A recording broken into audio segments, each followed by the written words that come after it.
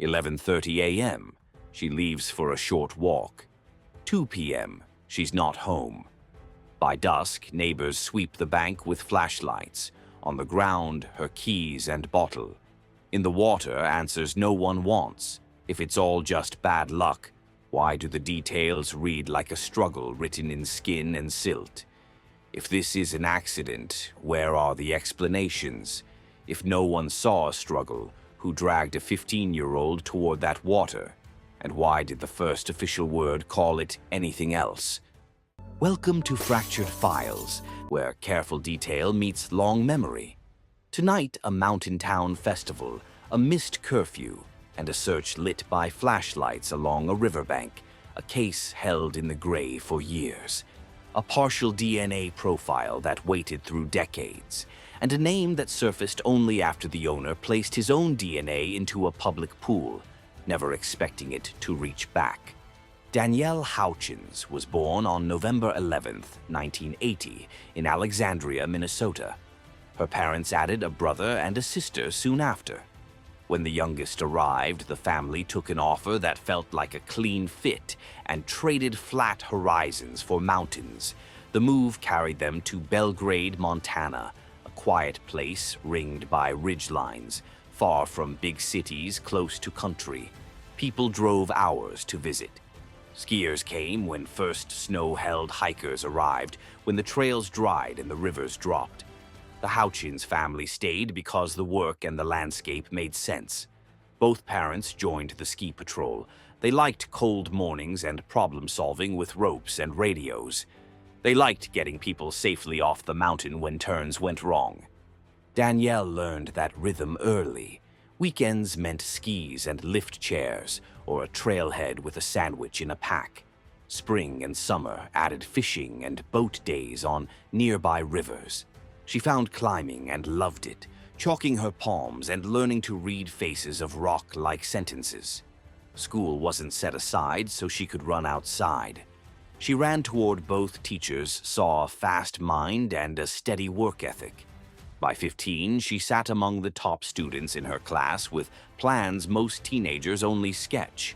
She wanted medical school, and then bioengineering mountains at her back, labs in her future, 2 orbits she thought she could live in at once.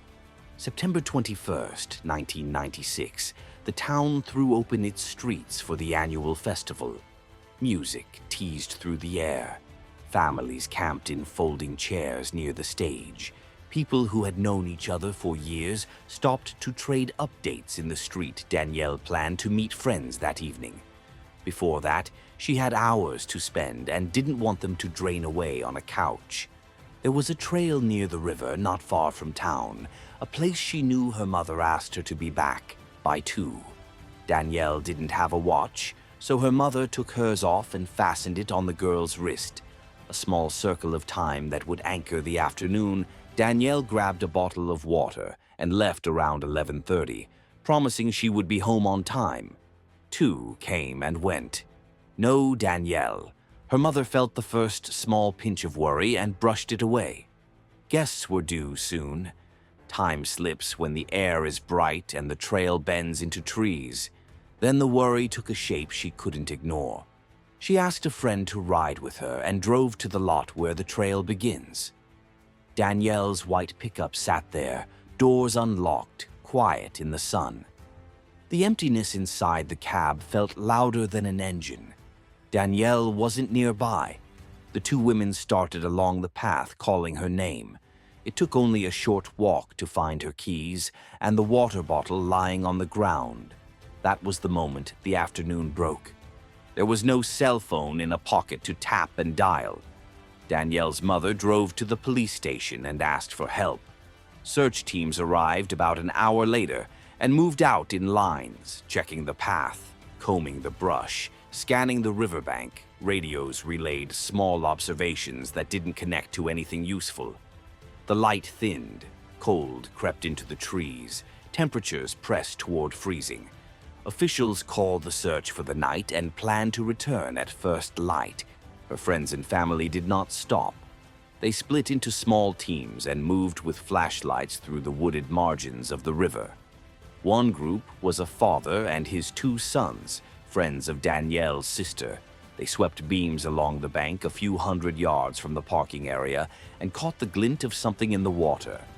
The rivers there run clear when snowmelt has settled, and even in the dark a flashlight can lay a ladder of light down to the stones. The father went closer, saw enough, and understood. He ran back toward his car to tell the police. On the way, he met Danielle's father and told him first. Deputies secured the scene and handed Danielle's body to medical examiners. The sheriff spoke quickly to the town and said what people wanted to believe if they could. It looked like an accident. No obvious wounds, no visible sign of violence. Maybe she had slipped. Maybe she had struck her head and gone under. The river was shallow along the edge, only a few feet deep, but shallow water still kills when panic and cold meet. Danielle's family listened and felt the floor shift. She had grown up outside. She knew that trail. She respected water. Most of all, the river where she was found ran so low near the bank that anyone could kneel and stand again. The explanation slid past them without landing. The autopsy report began to put shape to the uncertainty. Examiners documented multiple scratches and bruises patterned in a way that suggested a fight. Defensive wounds along the arms, marks that did not follow a tumble through brush. Her underwear had been pulled down. Biological material from an unknown male was present on the garment. The cause of death was drowning. The manner of death was listed as undetermined. That one word, undetermined, held the door open and let the sheriff keep the case where it was. If the manner wasn't called homicide, he did not have to call it homicide. He did not have to launch the full weight of a murder investigation. There were other details that added gravity. The watch Danielle's mother had given her as she left the house should have sat at the wrist. It was found later near the crook of her elbow. Examiners suggested she may have been dragged by the arms, pulled toward the water in a way that forced the watch up along bone and muscle. At the scene, investigators found a single man's boot print in the dirt near the river's edge. It could not be tied to anyone then, but it sat there in the notes like a punctuation mark. 4 hairs were recovered from Danielle's underwear. They looked like arm hair, coarse and short. The semen and the hairs were attributed to the same unknown male. A partial DNA profile could be extracted from the hair, but the national system had not yet matured. The report belonged to the future. The sheriff kept the case in the present and called it unclear. For reasons that still sting, much of this information did not reach Danielle's family quickly. They were not told in the early days that their daughter had been assaulted. Publicly, the sheriff moved carefully through ambiguity. Privately, some of his own officers did not understand why the classification had not changed. One of them, a young officer named Cindy Botek, had joined the department days before Danielle's death. She was assigned to assist and, from the beginning, believed they were looking at a murder masked by cold water and quick conclusions. She did not have the rank to push past a decision that kept resources at arm's length. The case drifted across interviews and polite refusals, a slow turning that feels like work while it slips away from answers. Detectives started, as they often do in cases like this, with proximity. An attack on a trail close to town suggests someone who moves in and out of that space. A local co-worker, a passerby who had been seen but never noticed. Botek asked Danielle's parents whether anyone felt wrong in memory. They could not name a classmate who had made their daughter's life difficult. They could not think of a neighbor who had lingered too long in conversation. The town felt safe because it had been safe for years. A predator in a place like that does not announce himself with sound. He blends into errands and the walk to a mailbox. Months ticked past, interviews stacked into files. Without a homicide classification, warrants were harder to secure. The push to test everything slowed, and the urgency that normally lights up the first days faded to a small bulb. A few years later, when the FBI's database stood on its feet, Police submitted the partial profile drawn from the hair to see whether it matched anyone. It did not. The word no returned again and again. The family learned slowly and painfully what had been held back about the assault. Anger followed close behind. They had been told one thing and then discovered another, both in the official record and in their own conversations with the sheriff.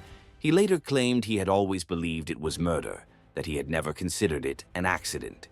Old quotes in local newspapers documented another stance, one where he said the evidence could not support a homicide label. The family remembered that version too. He shifted focus to the medical examiners, arguing that their undetermined listing tied his hands. To Danielle's parents, it sounded like a way to step aside from responsibility for a lost window of time. What would those first days have held if a full investigation had begun? Shoe impressions cast and compared against a narrow set of boots sold locally. Vehicle tracks lifted before rain and feet erased them. Witness canvases expanded while memories were clear. A suspect list tightened while the town still felt the shock and stopped to consider the face of each stranger. Those days went by. The trail went cold. The Houchins family did not stop. When energy around them faded, they became the energy. They asked for updates, pressed for action, and learned to navigate a system that can be polite and slow at the same time. Years passed, and Danielle's younger sister took on the role of the person who refuses silence. She spoke to local media, asked departments to revisit the file, and insisted that a name could still be found. In 2019, 23 years after Danielle's death, the case opened officially again. The partial DNA profile did not match anyone then either. Old suspects were reconsidered and set aside once more. A shift arrived in 2021 when a new sheriff took office. He had been a young officer when Danielle died, had watched the case live in the background of his career, and now had the authority to call it what he believed it was from the beginning. He looked at the file and saw a landscape dotted with faint possibilities rather than a map to follow. The one strong thread was the biological material on the underwear and the hairs he brought in outside help, a former California investigator who had built a second career on cold cases, and a DNA specialist who knew where technology had moved since the late 90s. The team sent what remained of the evidence to a lab in California with equipment designed to coax information from degraded samples. In August 2023, nearly 27 years late, the department reclassified Danielle's case as a homicide. The word fit what people had felt since the beginning, and it finally aligned the paperwork with the truth of the scene. Early in 2024, the lab called with news that wasn't solved and wasn't nothing. They could not name the person. They had built a full DNA profile from what they had. That alone was forward motion. The team sent the profile to a second lab in Virginia that works with genetic genealogy. The method has resolved hundreds of cold cases by finding relatives inside public DNA databases, building family trees backward and forward, and locating the person whose age, geography, and opportunity intersect with the crime. They expected months of careful tree work, a puzzle that moves in increments from distant cousins to shared great-grandparents. They expected long calls about centimorgans and ranges of relatedness. Instead, the Virginia lab called with an outcome that almost never happens. The profile returned a perfect match, not a relative, the owner. The man had uploaded his own DNA to a public database that people use to find family, trace ancestry, and satisfy private curiosities. His name was Paul Hutchinson. He was 55 and living in Dillon, roughly 100 miles from where Danielle was found.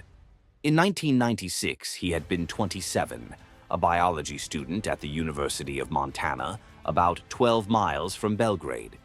He worked for the Bureau of Land Management. He was married with 2 children. He had no criminal record that would have drawn a line to his name in the years that followed Danielle's death. In the clean way people often frame it, he did not look like a suspect. He looked like someone you would never consider unless science pointed to him first. A genealogical hit, even a perfect one, is direction, not proof. Detectives needed a direct DNA sample to lay beside the profile pulled from the underwear and hairs. On July 23rd, they went to his workplace and found him outside with co-workers. They approached and asked him to come to the station for a conversation. They watched his color drain and his posture change. He agreed to go. The first questions were wide, other cases, his work, his routines then and now. He answered without much effort. Then a photograph of Danielle was placed on the table. His body told the story, his mouth would not. Sweat started at his hairline. His hands moved to his face. He chewed at the edge of his fingers. When he stood, his leg caught a chair. Detectives do not pretend those reactions are verdicts. They read them as signs that the path they are on is the right one. He denied involvement. He denied knowing the girl. He denied being anywhere near the river. He did not need to say anything else. They collected his DNA and released him while the lab did its work. The sample would either lie or tell the truth. Detectives called Danielle's sister that evening and said the words she had carried like an empty container for nearly 28 years. They had found him. The lab would make it official. But the team in the room no longer had doubts about the match. She felt relief and anger at the same time. Relief that a name existed. Anger that the name could have been found long ago. The next day, before the lab results were due to arrive, Hutchinson called his local police department. He said he needed help, gave his location, and ended the call. Officers followed the directions and found his car by the side of the road. He was dead inside. A handgun lay near him. There was no note. The motive was not complicated. He understood what a comparison would mean, and he decided to leave before someone else told him the outcome. His wife and children learned about the accusation when they learned about his death. Friends and co-workers said the same two sentences. He was a devoted husband. He was a reliable colleague. The shock in a room like that is real and undeserved, and it coexists with the reality that a man can live a long time inside a life that looks normal. In August 2024, authorities held a press conference. They announced that the DNA from the underwear matched perfectly to Hutchinson. They said there was no evidence Danielle knew him. They believed the crime was one of opportunity, a chance encounter near the trail that turned into an attack, and a drowning meant to erase the possibility of identification. There were no charges coming, no courtroom dates to circle in a calendar. The name had arrived. The case reached as much closure as it could without a trial. Danielle's family spoke about relief. They were frank about the fact that his death removed the long public process they had expected to endure. It also prevented accountability in the way courtrooms deliver it. What made them angriest was not the absence of a trial. It was the knowledge that the years in between did not have to exist as they did. If the scene had been treated as a homicide from the start, if the details that clearly suggested assault had led to a full court press, the suspect might have been identified decades earlier. A man who started a family and lived under a clear sky for nearly 30 years might have been stopped when the trail was still warm. His wife issued a public statement offering condolences to Danielle's family. She said she did not excuse what he had done. That sentence did what institutions struggled to do for years. Set the timeline down and look at it, edge to edge. The unlocked pickup at the trailhead, the keys and bottle resting on dirt a short walk away. A watch forced up along an arm, defensive wounds. A sexual assault. A shallow river. A single boot impression that no one could place. A sheriff who latched onto an undetermined label and kept the case where it could not be solved. a partial DNA profile that waited until technology could make it whole, a sister who refused to let the story sit, a young officer who grew into a role where she could push for the truth, a new sheriff who did what should have been done at the start. Danielle was 15. She loved mountains and rock and the steady rhythm of school that promised a road toward medicine and engineering. She took her mother's watch to keep a promise and never got the chance to hand it back.